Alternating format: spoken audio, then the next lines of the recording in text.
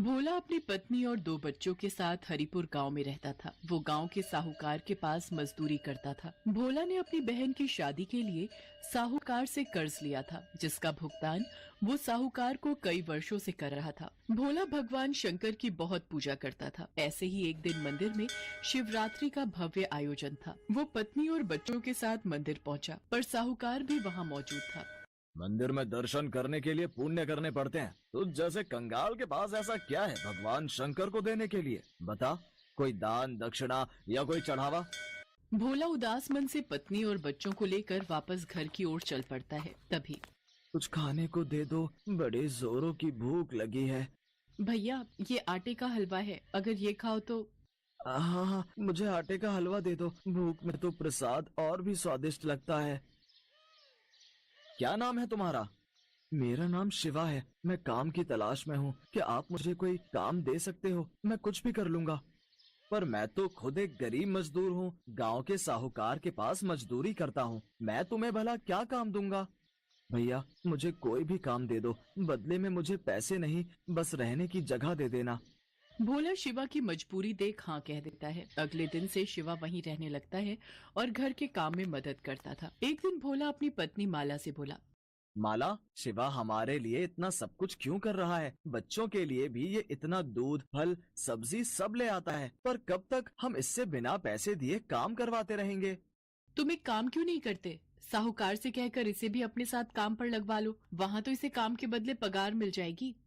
भोला को माला की बात सही लगी। वो शिवा को लेकर साहूकार के पास जाता है और काम दिलवा देता है। शिवा भोला के साथ अब खेतों पर भी काम करने जाने लगा। साहूकार शिवा को जो भी पगार देता, वो पैसे शिवा भोला को जोड़ने के लिए रखवा देता था। भोला कई बार शिवा से कहता कि वो अपने पैसे वापस ले ले, परंतु शिवा उसे कहता कि जब वक्त आएगा ये पैसे तभी काम आएंगे। एक दिन साहूकार भोला और शिवा को किसी काम से दूसरे गाँव भेजता है। रास्ते में रात हो जाती है। जंगल का रास्ता था। तभी एक शेर के दहाड़ने की आवाज आती है। भोला घबरा जाएंगे। एक दिन साहूकार भोला और शिवा को किसी काम से दूसरे गांव भेजता है। रास्ते में रात हो जाती है। जंगल का रास्ता था। तभी एक शेर के दहाड़ने की आवाज आती है। भोला घबरा जाता है।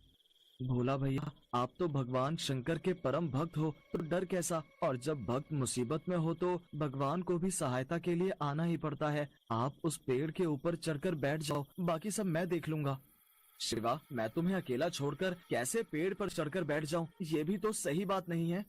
भोला भैया, आप निश्चिंत रहो, मुझे कुछ नहीं होगा। भोला जैसे ही पेड़ पर चढ़ने के लिए मुड़ता है, वो देखता है कि शेर उसके सामने खड़ा है। भोला शेर को अपने सामने देख डर जाता है और आंखें बंद करके ओम नमः शिवाय का जाप करने लगता है। शिवा भोला के आगे आ जाता है। शेर शिवा को थोड़ी देर तक देखता रहता है और बिना कुछ कहे जंगल की ओर चला जाता है। भोला और शिवा दोनों घर आ जाते हैं। भोला पूरी रात उस घटना को याद करता रहता है। अगली सुबह जब वो सोकर उठता है तो शिवा घर पर नहीं था। भोला आसपास में पूछता है, पर शिवा का कहीं भी पता नहीं था। वो साहूकार से जाकर पूछता है, वो तो सुबह ही मेरे पास आया और मेरे से बोला कि अमरनाथ यात्रा पर निकलना है, इसलिए वो अपना हिसाब कर गया। भोला घर आता है और सारी बात माला को बताता है। माला भी सुनकर बहुत हैरान होती है कि अचानक बिना बताए शिवा अमरनाथ की इतनी लंबी यात्रा पर कैसे निकल गया। भोला को कुछ समझ नहीं आ रहा था। उसी रात को सपने में भगवान शंकर भोला को दिखाई देते हैं। भोला, उठो, तुमने मुझे पहचाना नहीं? मैं ही तुम्हारा शिवा हूँ, जिसके बारे में तुम चिंता कर रहे हो। भगवान शंकर, आप ही शिवा हो? मैंने आपको पहचाना नहीं। ये कैसी भूल हो गई महादेव, मुझे माफ कर दीजिए। मैंने आपकी सेवा नहीं की बल्कि आपसे सेवा करवाई। आप मुझे छोड़कर क्यों चले गए प्रभु? हे महादेव, लौट आओ मेरे पास। भोला, अब तुम मेरे पास अमरनाथ यात्रा करके आओगे। मैं अमरनाथ में ही तुम्हें अपने दर्शन दूंगा।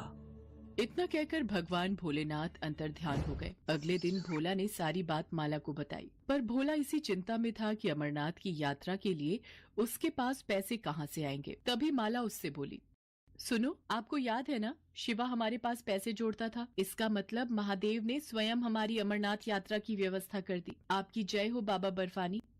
जय भोला भंडारी, आपकी जय हो। माला, हमारे शिव शंकर ने हमें अपने धाम बुलाया है, अमरनाथ बुलाया है। भोला उन रुपयों से अपनी अमरनाथ यात्रा पर जाने की तैयारी करता है और साहूकार के पास कुछ दिन की छुट्टी मांगने जाता है। छुट्टी तो तू ले ले, वो तो तेरे पैसे मैं उतने दिन के काट ही लूंगा। पर ये बता, तू अमरनाथ की यात्रा के बारे में जानता भी है? पता है कितनी दूर है अमरनाथ धाम? पैसा, कपड़ा, खाना पीना, पूरे परिवार के साथ तू कैसे अमरनाथ की यात्रा कर पाएगा? बहुत कुछ देखना पड़ता है, वहाँ पर पूरा पंजीकरण होता है। पूरी तरह से स्वस्थ मनुष्य ही अमरनाथ की यात्रा कर सकता है, नहीं तो रास्ते में ही रोक देते हैं। और तू ठहरा एक गरीब कमजोर, 2-2 दिन तो तू रोटी नहीं खाता, रास्ते में ही गिरकर बेहोश हो गया तो वापस भेज देंगे। देख, मैं भी अमरनाथ जा रहा हूँ अपने परिवार के साथ, देख लियो, मैं अमरनाथ की पूरी यात्रा करके ही वापस आऊंगा। भोला अपने परिवार के साथ अमरनाथ की यात्रा के लिए निकल पड़ता है। उधर साहूकार को भी अपने परिवार को लेकर अमरनाथ की यात्रा के लिए जम्मू निकलना था, पर किस्मत को शायद कुछ और ही मंजूर था। 75 वर्ष से ज्यादा उम्र होने की वजह से साहूकार के पंजीकरण को स्थगित कर दिया गया। साहूकार ने मन में सोचा, भगवान शंकर ने शायद मुझे सबक दिया है कि उनकी यात्रा के लिए कोई गरीब या अमीर नहीं होता, वो जिस पर कृपा करते हैं वही उनके दर्शन कर पाता है। शायद भोला उनका मेरे से भी ज्यादा बड़ा सेवक है, इसलिए उसे अमरनाथ यात्रा पर जाने का शुभ अवसर प्राप्त हुआ। मैं ये क्यों नहीं समझ पाया कि भगवान तो प्रेम के भूखे हैं, उन्हें धन दौलत बड़े बड़े पकवानों से कोई मतलब नहीं, उन्हें कोई एक सूखी रोटी भी खिला दे तो उसमें भी प्रसन्न हो जाते हैं। शिव शंकर मुझे माफ कर दो, मैंने उस गरीब मजदूर की गरीबी का हमेशा फायदा उठाया। बस एक बार भोला यात्रा से वापस आ जाए, फिर मैं खुद उससे माफी मांगूंगा। भोला माला और बच्चों के साथ पहलगाम पहुंचता है। वहां से वो पैदल ही यात्रा शुरू करता है। जय बम भोले का जाप करता हुआ वो आगे बढ़ता रहता है। चलते चलते बच्चों को भूख लगती है। रुको तुम लोग, यहाँ इस पत्थर पर बैठो, मैं किसी से पूछता हूँ। सुनिए भैया जी, यहाँ खाने के लिए कोई सुविधा मिल जाएगी? अरे भाई, ये अमरनाथ श्रद्धालुओं के लिए लंगर कमेटियाँ जी जान से पलखें बिछाकर उनका सत्कार करती हैं। खाने पीने से लेकर सोने तक की सुविधा उपलब्ध करवाई जाती है अमरनाथ यात्रा के लिए। आओ, मैं तुम्हें वहाँ का रास्ता बताता हूँ।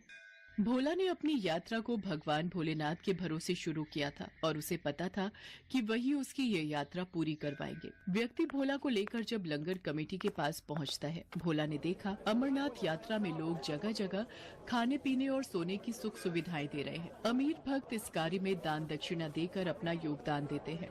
सुबह के समय लंगर कमेटियां श्रद्धालुओं की भूख और प्यास को बुझाती हैं और रात होते ही लंगर स्थल धर्मशाला में तब्दील हो जाते हैं। श्रद्धालुओं को बिस्तर और सर्दी से बचने के लिए बुखारी भी मुहैया करवाई जाती है। अमरनाथ यात्रा के लिए उन्हें 5 पड़ाव पार करने थे। पहला पड़ाव पहलगाम उन्होंने पार कर लिया था। बापू, अभी हमें कितनी और यात्रा करनी है? अभी कितनी दूर है अमरनाथ की गुफा? नमन, पहला पड़ाव पहलगाम में अभी हम हैं। अभी हमें चंदनबाड़ी, शेषनाग, पंचतरणी पार करना है। उसके बाद 5वां पड़ाव अमरनाथ की गुफा है, जहां बाबा बर्फानी भोलेनाथ के शिवलिंग के दर्शन होंगे। मतलब अमरनाथ की यात्रा के रास्ते में 5 पड़ाव आते हैं? हाँ छाया बिटिया, पर भोले बाबा का नाम लेते जाओ तो ये रास्ता आराम से कट जाता है और ये 5 पड़ाव भी पार हो जाता है। रास्ते भर अलग अलग पड़ावों पर रुकते हुए आखिर भोला और उसका परिवार अमरनाथ की गुफा पर पहुंचता है। पूरा परिवार इतने सुंदर दृश्य को देखकर खुशी से झूम उठता है। तुम्हें पता है माला, अमरनाथ को तीर्थों का तीर्थ कहा जाता है क्योंकि यहीं पर भगवान शिव ने माँ पार्वती को अमरत्व का रहस्य बताया था। बापू, वो देखो कबूतर। तुम्हें पता है छाया, ये कबूतर का जोड़ा बहुत ही किस्मत वालों को दिखाई देता है, जैसे तुमने देखा। सब मिलकर अमरनाथ बर्फानी शिवलिंग के दर्शन करते हैं। भोला हमेशा